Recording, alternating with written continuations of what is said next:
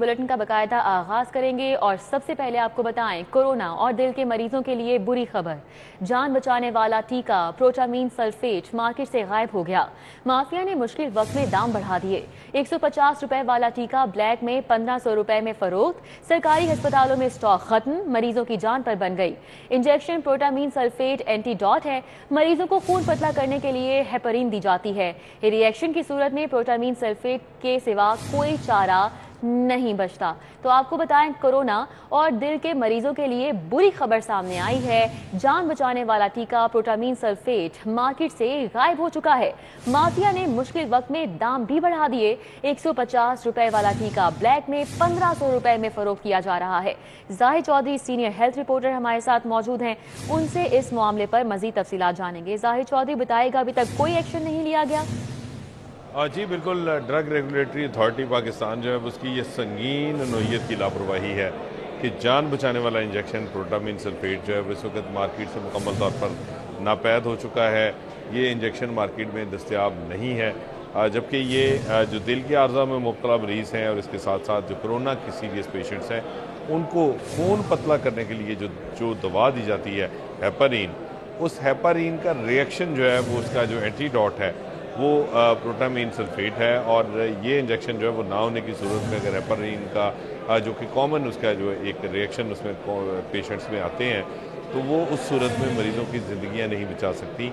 और ये protamine injection जो है वो इंतहाई अहमियत का हामिल होने के बावजूद इस वक्त मार्केट में ना सिर्फ दस्तयाब नहीं है बल्कि जो सरकारी अस्पताल हैं उनके पास ये जो इंजेक्शन है अब आउट ऑफ स्टॉक होता जा रहा है या उनके पास शदीद किल्लत है और वो बहुत ज़्यादा इसकी राशनिंग कर रहे हैं। दूसरी जानिब ये इंजेक्शन जो है वो चूँकि मार्केट में इस वक्त सप्लाई नहीं हो रहा, कंपनी की जानिब से इफ्राम नहीं किया जा रहा, तो 160 रुपये का इंजेक्शन इस वक्त ब्लैक में अगर किसी के पास महदूद पैमाने पे है भी तो वो 1500 रुपये तक जो है वो फ़रोख्त हो रहा है।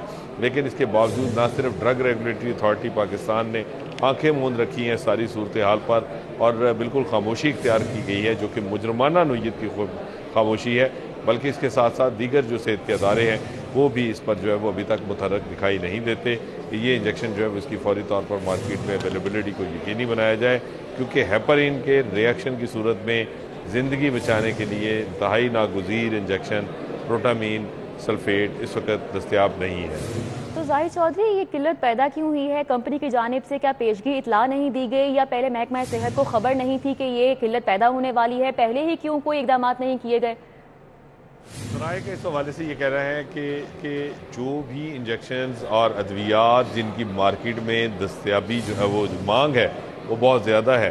चूँकि ये जो प्रोटामीन इंजेक्शन है इससे पहले ये सिर्फ दिल के आर्जा में मुब्तला मेजॉरिटी पेशेंट्स में ये इस्तेमाल होता था कि वहाँ पे जो है वो हेपरीन के रिएक्शन की सूरत में इसकी ज़रूरत पड़ती थी। लेकिन 2 साल से जो कोरोना वायरस ने शहर को अपनी लपेट में ले रखा है, सूबे भर को बल्कि मुल्क भर को, तो उसमें हेपरीन का ना सिर्फ इस्तेमाल बढ़ा पेशेंट्स में ताकि ब्लड क्लॉटिंग ना हो, खून को पतला रखा जा सके, उसके साथ ये एंटीडॉट इंजेक्शन का इस्तेमाल भी बड़ी तेज़ी से बढ़ा। तो ये ड्रैप की जो गुज़श्ता 3 सालों से जो कारकर्दगी है उसमें ये बहुत ही अफसोसनाक सूरत हाल है कि जब भी कोई दवा जो जिसकी मार्केट में मांग बढ़ती है उसके साथ उसको जो है वो पहले शॉर्ट किया जाता है, उसकी किल्लत पैदा की जाती है और फिर कंपनी जो है वो उसका एक नेम एक्सक्लूज पेश करती है जो भी दवासाज कंपनी है ताकि उसकी प्राइस जो है वो बढ़ाई जाए, उसको इंक्रीज़ किया जाए कई गुना। और ड्रैप की मिली भगत के साथ ये एक घिनौना खेल है जो इस वक्त जारी है कि जान बचाने वाली अद्वियात जो है उनकी तमाम अद्वियात जिनकी कीमतों में 300 से 500 गुना तक गुज़श्ता सालों के दौरान इजाफा हुआ है, वो तमाम दवाएं पहले मुबैना तौर पर मार्केट में शॉर्ट की गई, उनकी किल्लत पैदा की गई, फिर एक मसनूई किल्लत जनरेट करके उसके बाद उनकी कीमतें बढ़ाई गई। तो ये एक बहुत ही घिनौनी किस्म का खेल। जाहिद चौधरी आगाह कर रहे थे। LDA की गवर्निंग बॉडी का अहम इजलास हुआ। वज़ीर आला की मसरूफियत के बायस वाइस चेयरमैन ने सदारत की। इजलास में एरिया डेवलपमेंट प्रोजेक्ट के रेगुलेशंस 2022 की मंजूरी दे दी गई। आइंदा केसेस की मंजूरी के लिए वाइस चेयरमैन की सरबराही में कमेटी तश्कील दे दी गई। गवर्निंग बॉडी ने शहर की 10 सड़कों पर कमर्शलाइजेशन खोलने की मंजूरी दी है। बल्कि रोड ड्राइवन ठोकरता डिफेंस रोड कमर्शलाइजेशन के लिए खोल दी गई। Maulana Shaukat Ali Road Model Town Link Road से रेलवे क्रॉसिंग तक कमर्शलाइजेशन की इजाज़त। केनाल से वाबडा टाउन तक जौहर टाउन बाईपास रोड पर कमर्शलाइजेशन की इजाज़त। शौकत खानम से रायवन तक ख्याबान जिना रोड पर भी कमर्शलाइजेशन की इजाज़त दे दी गई। शहर में कोरोना के जानलेवा वार जारी हैं। मोहलिक वायरस मजीद 4 जिंदगियां निगल गया। 24 घंटों के दौरान 266 मजीद केसेस रिपोर्ट हुए हैं। मुस्बत केसेस की शरह 4.6% तक जा पहुंची है। कोरोना की 5वीं लहर ने शहर में खतरनाक सूरत हाल इख्तियार कर ली है। गुज़िश्ता 24 घंटों के दौरान कोरोना से 4 मजीद अफराद जान की बाजी हार गए। गुज़िश्ता 24 घंटों के दौरान कोरोना के 266 नए केसेस रिपोर्ट हुए हैं। शहर में कोरोना की मुस्बत शरह 4.6% रिकॉर्ड की गई है। तो कोरोना की सूरत हाल के हवाले से आपको आगाह कर रहे हैं। मोहलिक वायरस मजीद 4 जिंदगियां निकल चुका है। पिछले 24 घंटों के दौरान 266 नए मजीद केसेस रिपोर्ट हुए हैं। मुस्बत केसेस की शरह 4.6% तक जा पहुंची है। कोरोना की 5वीं लहर ने शहर में खतरनाक सूरत हाल इख्तियार कर ली है। गुज़िश्ता 24 घंटों के दौरान कोरोना से 4 मजीद अफराद जान की बाजी हार गए। गुज़िश्ता 24 घंटों के दौरान कोरोना के 266 नए केसेस भी रिपोर्ट हुए हैं। शहर में कोरोना की मुस्बत शरह 4.6% तक रिकॉर्ड की गई है। MBBS फर्स्ट प्रोफेशनल सालाना इम्तिहानात 2021 के नताइज का ऐलान। UHS ने सालाना इम्तिहानात 2021 के नताइज का ऐलान कर दिया। UHS से इल्हाक शुदा 42 मेडिकल कॉलेजेस के 5,211 उम्मीदवारों ने इम्तिहान दिया। 4,691 पास, 460 फेल करार पाए। कामयाबी का तनासुब 91.06% रहा। Lahore medical and dental college की कुरतुलैन फवाद की 549 नंबर लेकर पहली पोजीशन। अजमत अवान हमारे साथ मौजूद हैं, उनसे मजीद डिटेल्स जान लेते हैं। अजमत, बताइएगा। बिल्कुल, रीडा यूनिवर्सिटी ऑफ हेल्थ साइंसेज ने प्रोफेशनल फर्स्ट ईयर के जो सालाना इम्तिहानात हैं उनके नताइज का ऐलान कर दिया है, जबकि जो कामयाबी का जो तनासब था इस इम्तिहान में 51.6% रहा, जबकि 42 जो अलाट शुदा सरकारी और निजी मेडिकल कॉलेजों के 5211 जो उम्मीदवार थे उन्होंने इम्तिहानात दिए। जबकि जो लाहौर की जो कुतलैन फवाद है उसने 600 में से 549 नंबर लेकर पहली, जबकि Shalimar medical and dental college Lahore के मोहम्मद हारिस खान ने 541 नंबर लेकर दूसरी और राशिद नसीब मेडिकल कॉलेज लाहौर की हरमीन इजाज ने 540 नंबर लेकर तीसरी पोजीशन हासिल की। जबकि तर्जुमा यूनिवर्सिटी ऑफ हेल्थ साइंसेज के मुताबिक सप्लीमेंट्री जो इम्तिहानात हैं वो 5 अप्रैल से शुरू होंगे। जी, बहुत शुक्रिया अजमत अवान, हमारे साथ थे, आगाह कर रहे थे। किंग एडवर्ड मेडिकल यूनिवर्सिटी में पाकिस्तान एसोसिएशन प्लास्टिक सर्जन्स के ज़ेरे एहतमाम सालाना कॉन्फ्रेंस का इनेकाद किया गया। आतिश ज़दगी से मुतासिरा अफराद के इलाज के लिए स्टॉल्स लगाए गए। तिबी माहिरीन ने मुफीद मशवरों से नवाजा।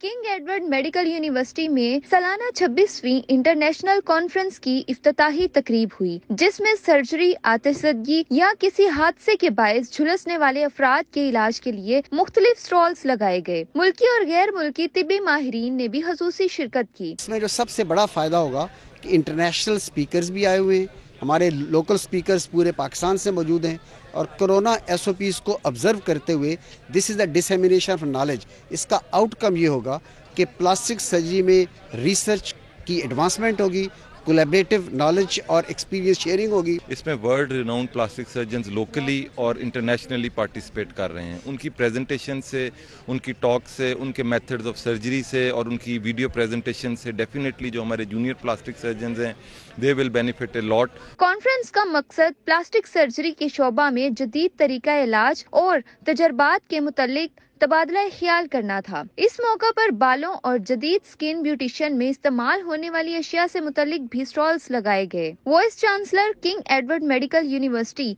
प्रोफेसर खालिद मसूद गोंदल ने डॉक्टर्स में शील्ड्स तकसीम की। कैमरामैन सलमान अलवी के साथ मायदा वहीद, सिटी 42।